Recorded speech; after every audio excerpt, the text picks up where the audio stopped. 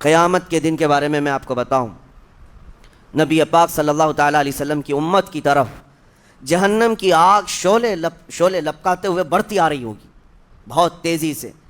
قریب ہے کہ وہ جہنم کی آگ سب کو اپنے لپیٹ میں لے لیں.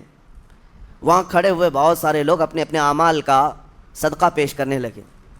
حاجی اپنے حج پیش کر رہے ہیں، نمازی اپنے نماز، روزے دار اپنے روزے. کہ اے جہنم ہماری یہ نیکیوں کا صدقہ رک جا. جہنم کی آگ بڑھتی چلی آئی، بڑھ رہی تھی. جبرائیل امین علیہ الصلاۃ والتسلیم حاضر ہوتے ہیں بارگاہ مصطفیٰ صلی اللہ علیہ وسلم میں. ایک پانی کا پیالہ انہوں نے پیش کیا اور کہا یا رسول اللہ صلی اللہ علیہ وسلم یہ پانی آپ اس آگ پر چھڑک دیں. نبی پاک صلی اللہ تعالیٰ علیہ وسلم نے وہ پانی اس آگ کی طرف پھینکا تو آگ دور چلی گئی. جو جہنم کی آگ اچانک بجھ گئی، کافی دور چلی گئی جو امت کی طرف لپک رہی تھی. رسول رحمت صلی اللہ تعالیٰ علیہ وسلم نے پوچھا جبرائیل سے یہ اتنا اثردار پانی ہے کون سا؟ یہ جبرائیل امین عرض کرتے ہیں یا رسول اللہ یہ آپ کے ان امتیوں کے آنسوؤں کا پانی ہے جو رات کھڑے ہو کر اپنے رب کے خوف سے رویا کرتے تھے. وہ اللہ کے خوف سے تھر تھراتے تھے، ڈر کر کے ان کے آنکھوں سے جو آنسو آتے. جبرائیل امین کہتے ہیں میں نے وہ آنسو جمع کر رکھے تھے اور وہ آج میں نے آپ کے سامنے پیش کیا. ایک آنسو کا قطرہ جہنم کی آگ بجھانے کے لیے کافی ہے. موتی سمجھ کے شان کریمی نے چن لیے قطرے جو گرے تھے عرق انفعال کے. عزیزان گرامی وقار، یہی وہ تقویٰ ہے، یہی وہ خوف خدا ہے جس کے متعلق اللہ قرآن میں فرماتا ہے لعلکم تتقون، تاکہ تمہیں تقویٰ مل جائے. اسی لیے روزے رکھے گئے ہیں، روزے فرض کیے گئے ہیں. تمہارا دل اگر سخت کا سخت ہی رہ گیا تو روزے اثر نہیں کر رہے ہیں، روزے اثر نہیں کر رہے. اور ظاہر سی بات ہے کاموں میں برکت نیت سے ہوتی ہے. کسی بھی عمل میں برکت اچھی نیت سے ہوتی ہے. اگر کوئی روزہ اس لیے رکھ رہا ہے، جیسے بہت سارے فائدے گنائے جاتے ہیں نا، روزہ رکھنے سے کینسر نہیں ہوتا، روزہ رکھنے سے جسم کے فاسد مادے ختم ہو جاتے ہیں، نکل جاتے ہیں. ڈاکٹرز بھی مشورہ دیتے ہیں مہینے میں ایک مرتبہ، ہفتے میں ایک مرتبہ باڈی کو فری چھوڑنا چاہیے. تو یہ تو جسمانی فائدے تو رکھے گئے ہیں، لیکن اگر تم روزہ اس نیت سے رکھ رہے ہو کہ میری باڈی صحیح ہوتی رہے تو گویا کہ تم تو اپنی دنیاوی غرض سے روزہ رکھ رہے تھے. یہ فائدے تو ملنا ہی ملنا ہے، یہ فائدے یوں بھی ملیں گے اللہ تعالیٰ کی طرف سے آپ کو، لیکن نیت وہ نہیں. روزہ رکھنے کی نیت یہ ہو کہ میرا رب مجھ سے راضی ہو جائے اور مجھے رب تبارک و تعالیٰ کا خوف اور تقویٰ حاصل ہو جائے. نیت میں برکت ہے، اور جن کاموں کو آپ اچھی نیت سے کریں گے اسی طرح ان کاموں میں اثر بھی پیدا ہوگا.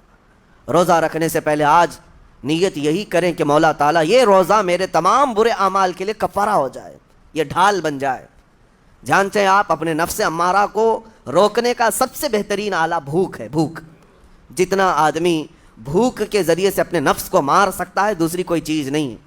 آپ دیکھیں اس رمضان المبارک میں بہت ساری حلال چیزیں آپ کو حرام کر دی گئی ہیں. یعنی سحری سے لے کر افطاری تک. میں یہ نہیں کہہ رہا کہ شراب پینا حرام ہے، نشہ کرنا حرام ہے، وہ تو پوری زندگی بھر حرام ہے. لیکن آپ کو چاول روٹی تو حلال ہے نا، سبزے سیب پھل فروٹ تو حلال ہے، لیکن یہ حلال چیزیں بھی اللہ نے آپ پر حرام رکھی ہیں، روزے کے عالم میں نہیں کھا سکتے. سحری سے لے کر افطار تک یہ حلال لقمے، پانی تو حلال ہے، پاک ہے، لیکن آپ کے لیے روزے کے عالم میں حرام ہے. اسی طرح شادی شدہ مرد اپنی عورت کے ساتھ زندگی بھر کبھی بھی جمع کر سکتا ہے، رات میں سو سکتا ہے، لیکن حالت روزہ میں وہ حلال کام بھی حرام ہے. حلال کام بھی حرام ہے، اپنی عورت سے جمع کرنا حالت روزہ میں کیوں روکا گیا؟ کھانا پینا بھی حلال تھا، عورتوں کے ساتھ شباشی بھی حلال تھی، لیکن روزے کے عالم میں ان حلال چیزوں کو روکا گیا. تو آپ سوچ سکتے ہیں اس چیز کو، سوچ سکتے.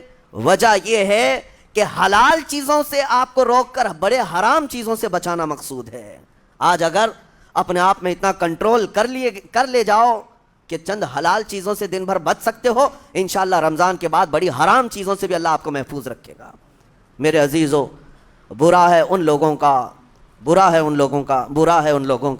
جن کو میرے آقا صلی اللہ تعالیٰ علیہ وسلم نے دعائے ہلاکت فرمائی. اس سے بدنصیب کوئی ہو سکتا ہے جن کے لیے رسول رحمت صلی اللہ تعالیٰ علیہ وسلم کی دعائے ہلاکت ہوئی ہو؟ حضور صلی اللہ تعالیٰ علیہ وسلم ایک دن مسجد نبوی شریف میں تشریف لے جا رہے تھے. منبر پر آپ نے قدم رکھا، آمین کہا. پھر دوسرے زینے پر قدم رکھا، آمین کہا. تیسرے زینے پر قدم رکھا، آمین کہا. خطبہ مکمل کیا. صحابہ نے پوچھا یا رسول اللہ صلی اللہ علیہ وسلم ہر زینے پر آپ قدم رکھتے ہوئے آمین کس لیے کہہ رہے تھے؟ سنو، رسول پاک صلی اللہ علیہ وسلم ارشاد فرماتے ہیں کہ میں جب پہلے زینے پر قدم رکھا تو سید الملائکہ جبرائیل امین آئے اور دعا کرنے لگے۔ کیا دعا کیا؟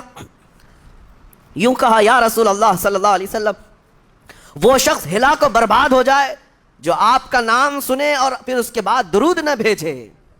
حضور فرماتے میں نے آمین کہا۔ حضور کا نام سنتے ہی آپ کی زبانوں پر درود آ جانا چاہیے۔ اللہم صلی علی سیدنا محمد وآلہ وصحبہ وبارک وسلم۔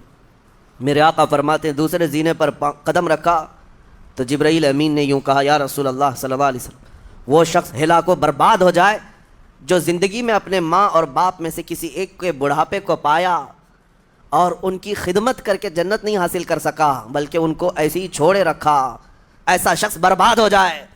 حضور فرماتے میں نے آمین کہا۔ پھر جبرائیل امین نے کہا تیسرے زینے پر قدم رکھتے ہی، میرے آقا فرماتے ہیں جبرائیل نے یوں دعا کی کہ اے اللہ کے رسول، وہ شخص ہلاک و برباد ہو جائے جو رمضان کا مہینہ پایا لیکن اس کا ادب نہیں کر سکا، اس کا احترام نہیں کر سکا۔ حضور فرماتے میں نے اس پر بھی آمین کہا۔ جس کی ہلاکت کے لیے جبرائیل امین دعا کر رہے ہوں اور اس دعا پر سید الانبیاء آمین کہہ رہے ہوں، ایسے شخص کی بربادی کا کیا انجام ہو سکتا ہے؟ وہ کتنا بد نصیب ہوگا۔ اسی لیے میرے عزیزوں، مسلمانوں میں یہ رواج ہی نہیں ہونا چاہیے کہ اٹھ کر کے پوچھتے رہیں روزہ ہے کہ نہیں ہے، روزہ ہے کہ نہیں ہے۔ مسلمان ہے تو روزہ ہے، اور یہ کوئی آپشنلی عبادت نہیں ہے کہ 4 رکھ لیا 2 نہیں رکھا، آپشنلی نہیں، یہ فرض عین ہے۔ ایک روزے کو چھوڑنے کا گناہ فرمایا گیا 600 سال تک اسے دوزخ میں رکھا جائے گا، 600 سال تک۔ یہ معمولی چیز نہیں ہے۔ اور جن کے پچھلے روزے قضا ہو چکے ہیں معاف نہیں ہوں گے، تھپڑ مار لیں گال پہ، توبہ کر لیں، معاف نہیں ہوں گے۔ توبہ تو کرنے کے ساتھ ساتھ قضا بھی کرنا ہوگا۔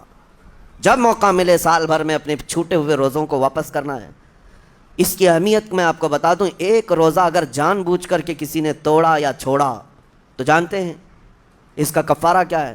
اس کا کفارہ یہ ہے کہ اس کے بدلے میں دوسرے دنوں میں 60 روزے کنٹینیو رکھے۔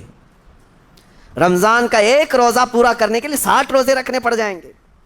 ہاں، اگر کسی عذر کی وجہ سے، کسی تکلیف کی وجہ سے چھوڑا تھا، بیمار تھا یا سفر میں تھا یا تکلیف کی شدت تھی، اس وجہ سے روزہ چھوڑا تھا، تو اس کے بدلے میں ایک روزے کی قضا ایک ہی روزہ ہوگی۔ لیکن بغیر کسی عذر کے، شہوت کی وجہ سے، نفس پرستی کی وجہ سے توڑا تھا یا چھوڑا تھا تو پھر 60 روزے رکھنے پڑ جائیں گے۔ اس سے اندازہ ہوتا ہے کہ ایک روزے کی اہمیت کیا ہے رمضان کے۔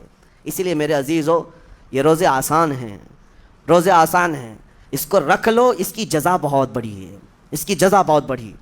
ویسے بھی آپ دوسرے دنوں میں لیٹ ناشتہ کرنے کے بھی عادی ہیں۔ ممبئی والوں کا تو حال یہی ہے، 12 بجے کے بعد 1 بجے 2 بجے تو ان کے ناشتے ہوتے ہیں، دوپہر کا کھانا تو شام 5 بجے ہو رہا ہوتا ہے۔ بس وہ ناشتہ اسکپ کرنا ہے، دوپہر کے کھانے جو آپ کے ہوتے ہیں اس سے اور تھوڑا ایکسٹینڈ کر لیں تو افطاری کا وقت آ جاتا ہے۔ کوئی بہت بڑی دقت کی بات نہیں، کوئی بہت بڑے بوجھ کی بات نہیں، آسان ہے۔ آج الحمدللہ ہمارے 5 سال 6 سال کے بچے روزہ رکھ لیتے ہیں، تو بڑوں کو تو اللہ نے جو طاقت عطا کی ہے، روزہ ہرگز ترک مت کرو۔ لیکن ساتھ میں آج یہ میسج ضرور دوں گا، نیت یہ کرو کہ مجھے تقویٰ مل جائے، مجھے پرہیزگاری مل جائے۔ اور یہ آپ کو خود چیک کرنا ہوگا، روزانہ رات کو نماز میں کھڑے ہو جاؤ تراویح کے، دیکھو کہ کتنی تبدیلی آ رہی ہے۔ آج میں نے روزہ افطار کیا، میرے اندر بدلاؤ آیا کہ نہیں آیا؟ اور اگر نہیں آ رہا ہے، کوئی تبدیلی نہیں آ رہی ہے، تو اس کا مطلب ہے آپ تقویٰ نہیں حاصل کر رہے، آپ تو روز مرہ کی روٹین پر چل رہے ہو۔ روٹین پر چلنے کا مطلب یہ روزہ نہیں ہے۔ روزہ تقویٰ دے کر جاتا ہے بندے کو، روزہ خوف خدا دے کر جاتا ہے بندے کو۔ اسی لیے میرے عزیزوں، آج دیکھیں آپ بہت ساری برائیوں سے رمضان میں بچ جاتے ہیں، تھوڑی اور محنت کی ضرورت ہے۔ ہم نے دیکھا ہے بہت سارے گھروں میں، باقی عیاش گھروں کی مجھے کوئی وہ نہیں ہے، ان سے کوئی لینا دینا نہیں، لیکن نارمل مسلمانوں کے گھروں میں بھی ہوتا یہ ہے، عورتیں بچوں کو تلقین کرنا شروع کر دیتی ہیں، گانے بند کرو، ٹی وی بند رکھو، بہت ساری چیزیں بند رکھو کہ رمضان آیا ہوا ہے۔ اور رمضان میں اگر ٹی وی لگا بھی لیا تو کچھ اسلامک چیزیں دیکھنے لگ گئے۔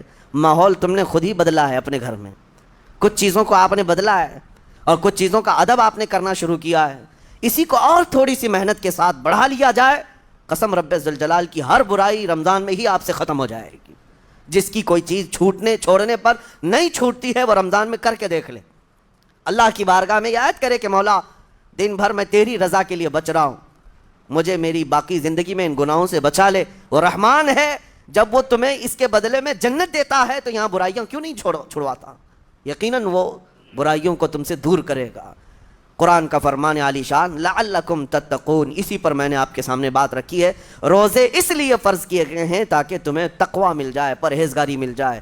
بعض لوگوں کو دیکھا گیا ہے رمضان المبارکہ میں بھی وہ اپنی بری حرکات سے باز نہیں آئے، ان کی روٹین ویسی ہی جاری رہی، نعوذ باللہ نظروں کی خطائیں بھی باقی رہیں۔ اور سب سے بری چیز یہ ہے کہ رمضان میں شیطان کی نیابت اگر کوئی کر رہا ہوتا ہے تو تمہارا یہ موبائل فون ہے۔ اکثر لوگ یہ سمجھتے ہیں کہ اس موبائل فون کو ہم استعمال کرتے ہیں تاکہ ٹائم پاس ہو جائے، روزہ کا وقت قریب آ جائے۔ اس ٹائم پاس کے چکر میں تم کیا کیا دیکھتے رہ جاتے ہو اور کہاں تک یہ چیزیں پہنچاتی ہیں تمہیں اندازہ بھی نہیں ہوتا، احساس بھی نہیں ہوتا۔ تو تمہاری رہی صحیح عبادت کو بھی یہ ہضم کر جاتا ہے، کھا جاتا ہے۔ اس کے استعمال پر اگر کنٹرول ہے تو خوب استعمال کرو، لیکن کنٹرول نہیں ہے تو اے نوجوانوں اس کا بھی روزہ رکھو، اس انٹرنیٹ کی بلاؤں سے محفوظ ہو جاؤ۔ اس لیے کہ بہتوں کو میں نے دیکھا ہے ان کے دن بھر اور رات بھر رمضان میں سوشل نیٹ ورکس پر مصروفیت ویسی کی ویسی ہے جیسے دوسرے دنوں میں تھی۔ وہ رات بھر چیٹنگ میں بھی مصروف ہیں، ایک دوسرے کو ادھر ادھر بھیجنے میں بھی مصروف ہیں، ساری چیزیں جوں کی توں چل رہی ہیں۔ تو تمہارے موبائل نے تمہیں تقوی سے بہت دور رکھا ہے، تمہیں رب تعالیٰ کے قریب ہونے نہیں دیتا۔ اپنے آپ کو بدل لو۔ ظاہر سی بات ہے یہ سخت چیز ہے، اگر کوشش کرو گے تو بچ جاؤ گے، اور تقوی اتنی آسانی سے تو نہیں ملتا۔ اپنے آپ کو اسٹرگل کرو، انشاءاللہ العزیز دل پاک ہو جائے گا، پھر آپ کو اپنی زندگی کے اندر جو اجالے نظر آئیں گے وہ خود آپ محسوس کریں گے، آپ محسوس کریں گے۔ گناہوں کے اندھیروں نے دل پر ایسی کالک رکھی ہے کہ آپ کو کچھ بھی یہاں پر سمجھ میں نہیں آتا، ورنہ نمازوں کا لطف ایسا ہے، قرآن کا مزہ ایسا ہے، جسے یہ لگ جائے دنیا کی کوئی نعمت اس کے سامنے ہیچ نظر آتی ہے، کوئی چیز اسے اچھی نہیں لگتی، لیکن کب؟ جب اسے تقوی کا اجالا حاصل ہو جائے۔ میرے عزیزو، اللہ کریم کی بارگاہ میں دعا گو ہوں، مولا قدیر و جبار ہم سب کو تقوی و پرہیزگاری عطا فرمائے۔